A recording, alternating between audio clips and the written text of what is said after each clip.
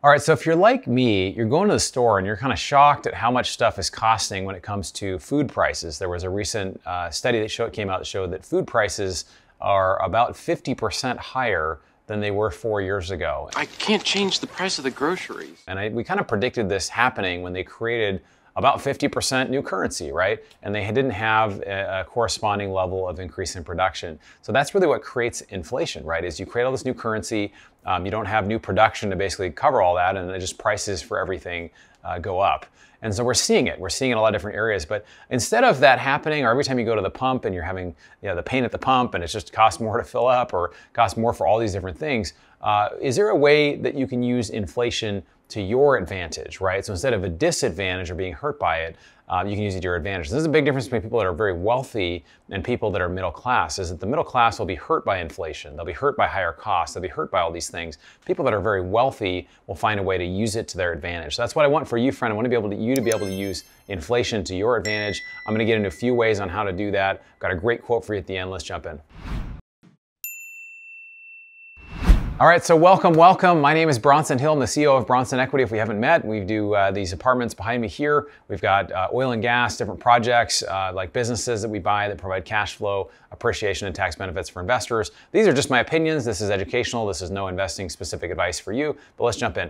So we talked a little bit about what's happening right now with inflation, right? Costs are going up. Well, with real estate, real estate values typically will appreciate over time. There's a great chart by Mother Jones that talks about rents and inflation go hand in hand. So if you're renting out rental real estate, it goes hand in hand with inflation. So that's the way, if you want to get ahead of inflation, you can own real estate. Another benefit here is that you can you have a debt advantage. You can own using other people's money. Sometimes with single family, you only put sometimes 3% or 5 or 10 or 20% down, and you get to own this asset. With multifamily, maybe a little bit higher down, but you're still using other people's money, meaning the bank, to be able to hedge inflation. So these are assets that we know over the long term, 5, 10, 15 years, they're going to be worth substantially more than they are now. So if you're able to use other people's money to get there, and I love sharing this story.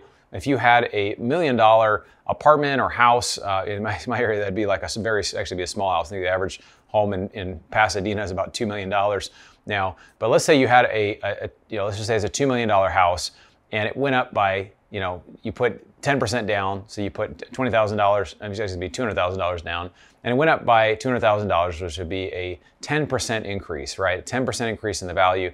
Well, you would have not a 10% increase in your equity, you'd have a 100% increase in your equity, because you only put $200,000 down and it went up by 10%, which is $200,000, so you now have $400,000 in equity. Amazing, right? So these are ways that you can use inflation to your advantage. A good friend of mine, Mark Moss, who's a great financial strategist and thinker, he really believes in about 5 years, all real estate and all the costs of all the rents and just everything related to real estate is going to be about twice as expensive as it is now. And I think that is probably likely. We're spending, actually the deficit is increasing by about $1 trillion every 90 days, which is crazy, right? And you keep on spending and spending and spending. So we're spending.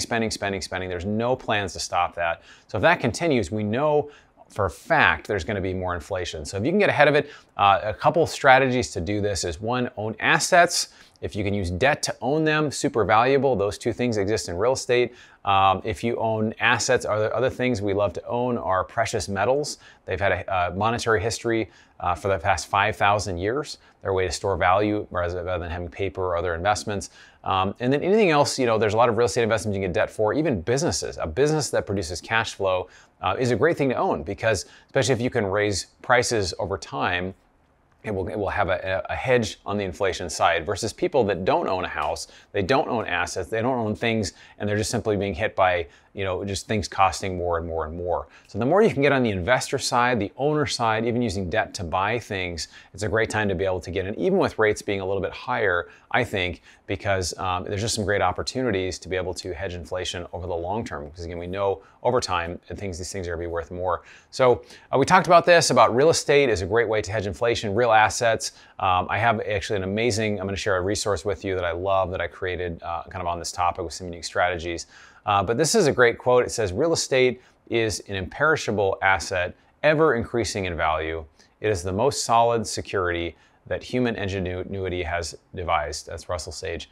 So, it is. It's an imperishable asset, right? They're not, buy land, they're not making any more of it, right? It's the idea that when you own something, you own that land, you own that building, particularly if it produces income, it can be really valuable for you. So the goal is really to go from cash to buying an asset to cash flow, cash to asset to cash flow. You make money in your business, you make money in your work, you put it into an asset that produces cash flow for you, and typically there's an inflation hedge kind of built in there as well. So I love it. So I wrote this, I did this video on how to retire in 3 years with passive income. Check it out up here. I think you'll really enjoy it. And then I wrote this free report. There's actually a 40-page report on this topic. I get into some things that I have not mentioned here, some really creative strategies, ways that there's a precious metal strategy you can use for borrowing and kind of having liquidity. There's some cool stuff in there. So you can check that out at the link below. It's also bronsonequity.com/inflation. So if you check that out, you can get that free inflation, how to use inflation to your advantage. So appreciate you taking the time to educate yourself. Look forward to seeing you on the next video.